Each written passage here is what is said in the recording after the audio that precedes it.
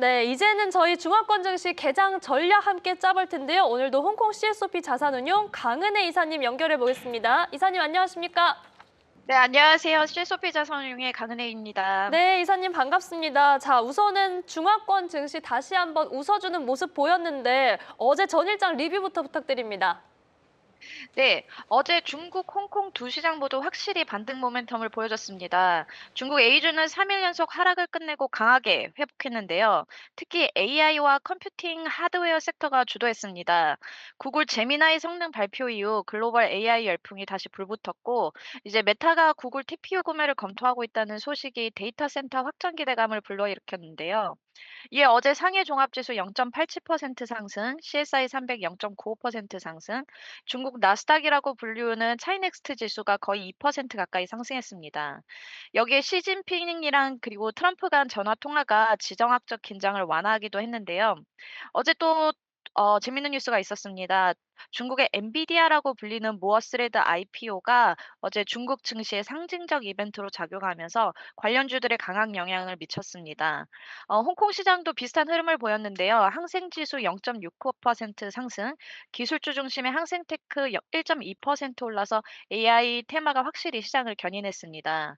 종목별로 보면은 샤오미의 CEO가 지분 자사주 지분을 매입한다는 소식으로 샤오미가 4% 이상 뛰었고 어제는 알리바바도 실적 기대감에 상승하기도 했었습니다. 네, 이렇게 지금 전일장의 키워드들 하나하나 좀 짚어주셨습니다. 여기에 앞서도 지금 말씀해주신 그 무어스레드가 상장을 앞두고 있는 상황, 여기에 지금 관련주들도 함께 좀 움직임을 보여줬고 메타의 구글 칩 도입 검토 소식까지도 좀 글로벌 시장을 뒤흔들고 있는 것 같습니다. 여기와 관련해서 저희가 좀 짚어볼 부분들이 있을까요? 네, 일단 이 무어스레다라는 기업이 중국의 엔비디아로 불리는 GPU 설계 전문 기업입니다. 실제로 창업자가 엔비디아 출신 경영진이기도 한데요. 이 무어스레드가 24일에 상해 스타마켓에 주당 114.28이 모안으로 공모를 시작했고, 이는 올해 A주 IPO 중 최고가를 기록했습니다. 청약 경쟁률도 만만치 않았고요. 이 단기적으로 볼 때는 AI, GPU 테마 관련 종목에 강한 트레이딩 기회가 열린 것으로 보여집니다. 이 IPO 성공 기대감 그리고 글로벌 AI 인프라 투자 확대가 맞물리면서 기술주 중심의 랠리는 이어질 가능성이 매우 큽니다. 이 중기적으로 볼 때는 중국의 GPU 자립화 정책 그리고 AI 인프라 투자 확대가 무어스레드와 이 관련 생태계 기업들의 성장 모멘텀을 강화할 것으로 보입니다. 그래서 어제 해당 IPO 소식으로 중국 국내 GPU AI 컴퓨팅 관련주가 강세를 보였습니다. 조금 생소하실 테지만 관련 기업으로는 다종 퍼블릭 유틸리티, 빅토리 자이언트텍 그리고 센츄리 후앙통 그룹이라는 기업들이 있고요. 또 메타가 구글의 TPU를 자사 데이터 센터에 도입하기 위해 수십억 달러 규모의 투자를 검토 중이라는 소식이 보도되고 난 후에는 데이터 센터 확장 기대감이 커지면서 관련 하드웨어 공급망 종목들이 강세를 보였는데요. 상승한 종목 가운데 눈에 띄는 종목은 GDS입니다. 이 GDS라는 기업은 중국과 홍콩에서 하이퍼스케일 데이터 센터를 운영하는 선도 기업입니다. 특히 이 AI와 클라우드 컴퓨팅 수요가 폭발적으로 증가하면서 GDS는 고성능 데이터 센터 인프라를 제공하는 핵심 플레이어로 자리 잡았는데요. 알리바바, 텐센트, 바이트댄스 등 대형 클라우드 고객을 대상으로 운영하고 있습니다. 이 3분기 GDS의 3분기 실적 매출을 보면은 28.87억 위안으로 전년 대비 10% 정도 증가했고 순이익도 흑자 전환을 하는 등 안정적인 성장세를 이어가고 있습니다.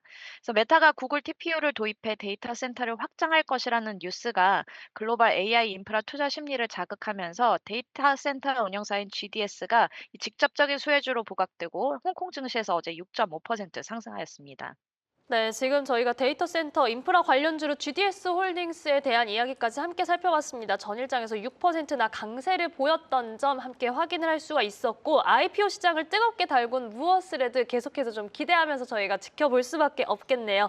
자, 이번에는 앞서 또 전일장 리뷰에서 샤오미에 대한 이야기 잠깐 짚어주셨는데 자사주 매입 소식 짚어주셨고요. 지금 사실 워낙 바닥에서 움직이고 있는 상황이기 때문에 투자자들 대응 전략 어떻게 가져가면 좋을까 궁금하신 분들 많이 계실 것 같아요. 저희 샤오미 전략 어떻게 가져가면 좋을까요?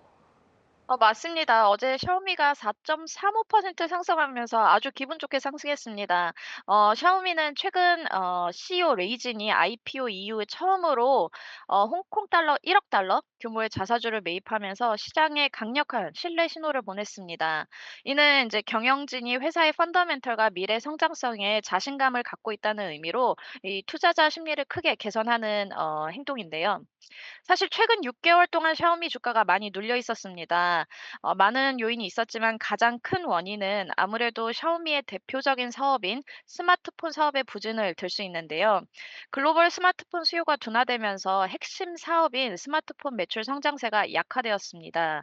거기다가 샤오미는 가성비 전략을 유지하고 있어서 가격 인상 여력이 제한적인데 메모리, 배터리 등 원자재 가격도 상승하면서 영업 이익률도 같이 하락하게 된 것입니다. 그럼에도 불구하고 제가 샤오미를 긍정적으로 보는 데는 앞으로의 두 가지 강력한 성장 모멘텀을 갖고 있기 때문입니다. 이 첫 번째는 잘 아시겠지만 이 전기차, 샤오미의 전기차 사업의 본격화인데요. 얼마 전에는 이 2025년 연간 판매 목표를 40만 대 이상으로 상향 조정했습니다.